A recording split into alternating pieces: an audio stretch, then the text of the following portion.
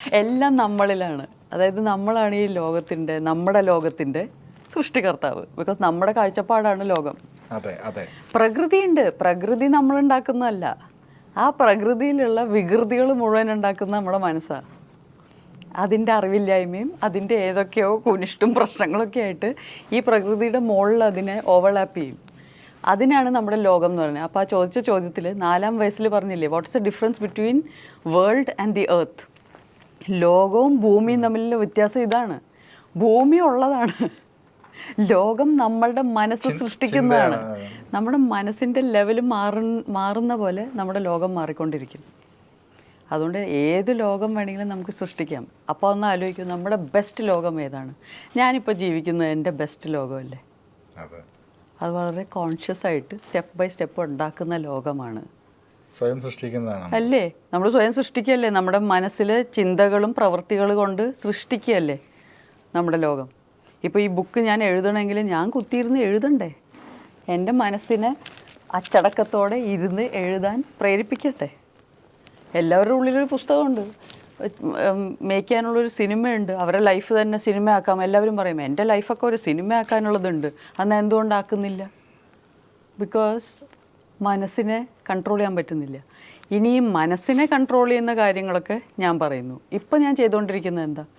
ശരീരത്തിനെ, മനസ്സ് എത്തുന്നിടത്ത് ശരീരത്തിനെ എത്തിക്കാൻ പറ്റുക എന്നുള്ളതാണ് ഇനിയുള്ള നമ്മുടെ ആവശ്യം. പക്ഷെ അത് പ്രാക്ടിക്കലി ഒരിക്കലും പോസിബിൾ ആവുന്ന കാര്യമാണ്. അത് പോസിബിൾ ആണെന്നാണ്. എനിക്കിപ്പോൾ ഒരു മെൻറ്റോറുണ്ട്, ഞാൻ പഠിച്ചുകൊണ്ടിരിക്കുന്നു ഈ കാര്യങ്ങൾ.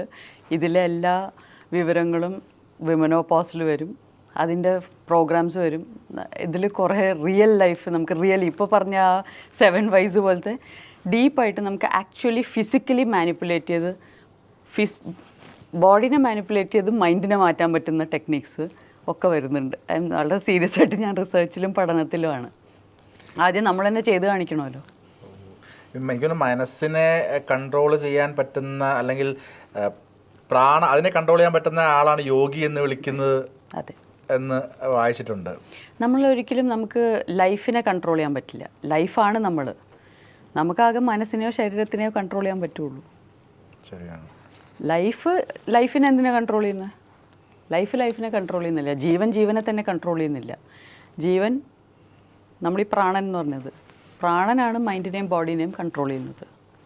അപ്പം മൈൻഡിനെ കൺട്രോൾ ചെയ്യാനുള്ള ടെക്നിക്സ് കുറേ ഈ ബുക്കിലും അറിവിലൂടെ നമുക്ക് കൺട്രോൾ ചെയ്യാം. പക്ഷെ ശരീരം നമ്മൾ പറയുന്നിടത്ത് നിൽക്കണ്ടേ? അത് എളുപ്പമല്ല. അതിനാണ് സെൽഫ് ആക്ച്വലൈസേഷൻ എന്ന് പറയുന്നത്. മറ്റേ സെൽഫ് റിയലൈസേഷനാണ്. അപ്പോൾ സെൽഫ് ആക്ച്വലൈസേഷൻ്റെ ഒരു വളരെ ഡീപ്പായിട്ടുള്ളൊരു റിസർച്ചിലും ഞാൻ തന്നെയാണ് ഇപ്പോൾ അത് തെളിയിക്കേണ്ടത്. എനിക്ക് തന്നെ അത് തെളിയിക്കാൻ പറ്റുന്നില്ലെങ്കിൽ എനിക്ക് അതിനെപ്പറ്റി പറയാൻ പാടില്ല. അപ്പം മൈൻഡിൻ്റെ ടെക്നിക്സൊക്കെ ഇത്രയും വർഷം എടുത്തൊരു 20-22 വർഷത്തെ പരിശ്രമത്തിന് ശേഷം എഴുതിയ പുസ്തകങ്ങളാണ് ഇത് രണ്ടും. ഇനി ബോഡിയുടെ പുസ്തകം വരാൻ പോകുന്നത് വിമനോപോസ് എന്ന് പറഞ്ഞ ബുക്കിൽ.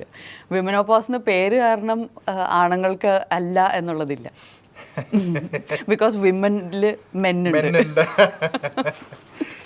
ഈ ബുക്കിലെ ഏതെങ്കിലും ഒരു അധ്യായം കണക്ട് ചെയ്ത് അദ്ദേഹവും ലെനയും തമ്മിൽ എന്തെങ്കിലും ഡിബേറ്റ്സ്, തർക്കങ്ങൾ നടന്നിട്ടുണ്ടോ? ഇഷ്ടം പോലെ. ഞങ്ങളുടെ ഏറ്റവും ഫേവററ്റ് വിനോദം എന്ന് പറഞ്ഞാൽ രാവിലെ എണീറ്റ് കാപ്പി എടുത്ത് വന്ന് ഒരു സോഫയിൽ ഞങ്ങളിങ്ങനെ ഇരിക്കും. എന്നിട്ട് ഞങ്ങൾ പലപ്പോഴും പറയാറുണ്ട്, ഇവിടെ വെറുതെ ഒരു മൈക്ക് വെച്ചാൽ ഇതൊരു പോഡ്കാസ്റ്റായി. ബിക്കോസ് രണ്ടുപേരും ഇരുന്നിട്ട് ഏതോ ഒരു ടോപ്പിക്കിനെ എടുത്ത് അതിനെ അങ്ങ് ഡൈസെക്റ്റ് ചെയ്യും. അപ്പോൾ അതിൻ്റെ ഇടയിൽ പലപ്പോഴും തർക്കങ്ങൾ സംഭവിക്കും. ഇപ്പോൾ ഈ ഒരു തർക്കമായിരുന്നു ഫ്രീ വില്ലും ഡെസ്റ്റിനിയും തമ്മിൽ. അതെപ്പോഴും നടക്കുന്ന ഒരു തർക്കമാണല്ലോ. നമുക്ക് ശരിക്കും ഫ്രീ വില്ലുണ്ടോ, അതോ വിധിയാണോ ഉള്ളത്, അതോ നമുക്ക് നമ്മുടെ സ്വന്തമായ ഒരു ഫ്രീഡം ഉണ്ടോ?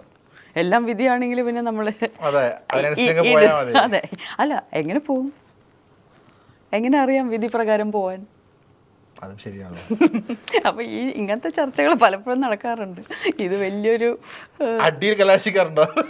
അതിന് മാത്രമൊന്നുമില്ല. എന്ന് വെച്ചാൽ ഇന്റലക്ച്വൽ വർത്താനത്തിൽ അടിയില്ല. ഇതെങ്ങനെയാണ് ഒരു മെൽറ്റിംഗ് പോയിന്റ് എങ്ങനെ എവിടെ കൊണ്ടോ കൂട്ടിച്ചേർക്കും? അല്ല, എത്തിക്കാന്ന് വെച്ചാൽ നമ്മൾ അതിൻ്റെ ആൻസറിലെത്തണം. അതുവരെ നമ്മളിത് ദിവസങ്ങളോളം ഡിസ്കസ് ചെയ്തുകൊണ്ടിരിക്കും. ഇത് ആരുടെ കാഴ്ചപ്പാടാണ് ശരി എന്നുള്ളതല്ല, ഏതാണ് ഇത് ആര് കേട്ടാലും അത് കറക്റ്റാണല്ലോ എന്ന് തോന്നുന്നത്, അതിലെത്തണം. അങ്ങനെ ഡിസ്കസ് ചെയ്യും. അങ്ങനെ ഡിസ്കസ് ചെയ്യാൻ പറ്റുള്ളൂ. എന്നുവെച്ചാൽ ഇതാണ് എൻ്റെ ശരി, ഇതാണ് എൻ്റെ ശരി എന്ന് പറഞ്ഞാൽ എന്നാൽ നീ നിൻ്റെ വഴിക്ക്, ഞാൻ എൻ്റെ വഴിക്ക്. ഇതാണ് മനുഷ്യന്മാരുടെ കോംപ്രമൈസ്. അതെ, അത് മണ്ടത്തരമാണ്. ബിക്കോസ് നമ്മുടെ കാഴ്ചപ്പാടിലെ പോരായ്മകളെ നമുക്ക് നികത്താൻ പറ്റില്ല, നമുക്ക് വളരാൻ പറ്റില്ല. ബിക്കോസ് എൻ്റെ കാഴ്ചപ്പാടാണ് ശരി എന്ന് എപ്പോഴും പറയുന്ന ഒരാൾക്ക് സീറോ വളർച്ചയുള്ളത് ലൈഫിൽ. എങ്ങനെ വളരും? ഉള്ള പോലെ മുരടിച്ച് അവിടെ ഇരുന്നോളും. അതെ അതെ, അങ്ങനെയാണ് മിക്ക ആൾക്കാരും. എന്ന് വെച്ചാൽ അവരുടെ ഒരു കാഴ്ചപ്പാട് അത് തന്നെയാണ് ശരി, അതിൻ്റെ അപ്പുറത്തേക്ക് ഇപ്പുറത്തേക്ക് ഒന്നുമില്ല എന്ന് പറയുന്നവർ മണ്ടന്മാരാണ്. ബിക്കോസ് അവർ വളരുന്നില്ല. ബാക്കിയുള്ളവർ അവരോട് പറയാം എന്നാൽ താൻ തൻ്റെ ഇഷ്ടത്തിന് ചെയ്യുമെന്ന് പറഞ്ഞാൽ അവർ പോവും, അത്രയേ ഉള്ളൂ. പക്ഷേ നമ്മൾ ഓപ്പൺ മൈൻഡഡായിട്ട് ഇതാണ് എൻ്റെ കാഴ്ചപ്പാട്, ഓക്കെ ഇതാണ് താങ്കളുടെ കാഴ്ചപ്പാട്, അപ്പോൾ എന്താണ് അതിൻ്റെ കുറച്ചുകൂടെ അറിയാൻ വേണ്ടി നമ്മൾ ശ്രമിക്കുമ്പോൾ ചിലപ്പോൾ നമ്മുടെ കാഴ്ചപ്പാടായിട്ട് ഓപ്പോസിറ്റായിട്ട് പോവും. നമ്മൾ തർക്കിക്കും, അത് നമ്മൾ മൈൻഡ് തർക്കിക്കാതെ പറ്റില്ല.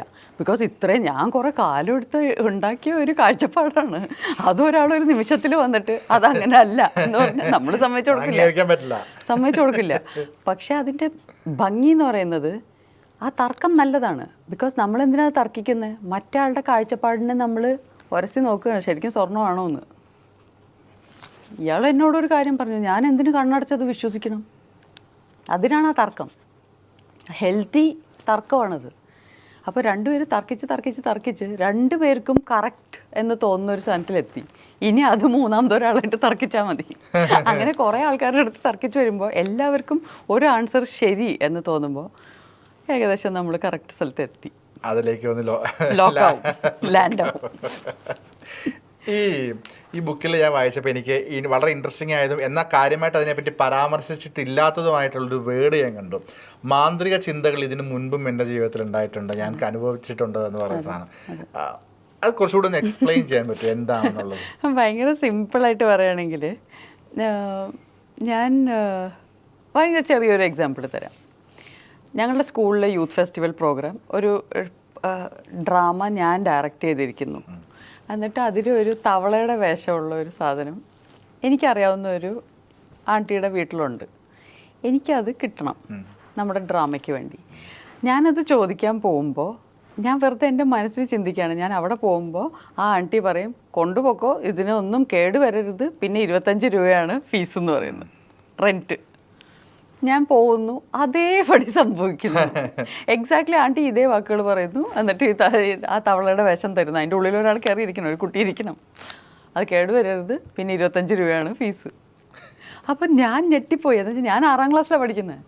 അപ്പോൾ കൊള്ളാലോ. പക്ഷെ ഇപ്പോൾ നമ്മൾ ആലോചിച്ചാൽ ഇറ്റ് ഈസ് ജസ്റ്റ് ഇൻറ്റ്യൂഷൻ. അതെ, ഇൻറ്റ്യൂഷനാണ്. എന്ന് വെച്ചാൽ ജീവൻ സെയിമാണ് ഈ ശരീരത്തിൻ്റെ ഉള്ളിലും ആ ശരീരത്തിൻ്റെ ഉള്ളിലും.